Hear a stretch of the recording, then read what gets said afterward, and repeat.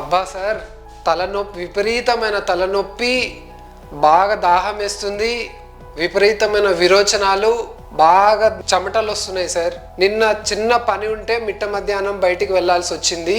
So దీనికి ఏమన్నా solution చెప్పండి సార్. మన శరీరంకి ఉష్ణోగ్రత తగ్గించే శక్తి ఉంటుంది. ఎక్కువ సమయం మనం ఎండలో తిరిగినప్పుడు వడదెబ్బ తగిలే ఛాన్సెస్ బాగా ఎక్కువ ఉంటుంది. ఇలాంటి టైంలో ఏం చేయాలి, ఏం జాగ్రత్తలు తీసుకోవాలి? ఎప్పుడైతే మనకి ఇందాక చూపించినట్లు సిమ్టమ్స్ తెలిస్తే గనక ఇమీడియట్గా విక్టిమ్ని చల్లని ప్రదేశమైన ఒక 4 గోడల మధ్యలోకి తీసుకెళ్ళాలి. చల్లటి బట్ట వేయటం కానీ, ఐస్ ప్యాకులు మెడ మీద, సంకల్లోను, కాళ్ళ మధ్యలోను పెట్టి బాడీ ఉష్ణోగ్రతను అనేది తగ్గించుకోవాలి. ఇమీడియట్గా స్పృహలో ఉన్నప్పుడైతే మాత్రం నీరు తాపియాలి. ఆ నీరు కూడా ఎలాంటి నీరు? నిమ్మరసము, ఉప్పు కలిగి ఉన్న నీరుని సేవించాలి. ఒక్కొక్కసారి విక్టిమ్కి ఏమవుతుంది, స్పృహ తప్పి పడిపోతాడు. స్పృహ తప్పినప్పుడు మాత్రం ఎలాంటి ద్రావకము నోటి ద్వారా కానీ ఇవ్వకూడదు.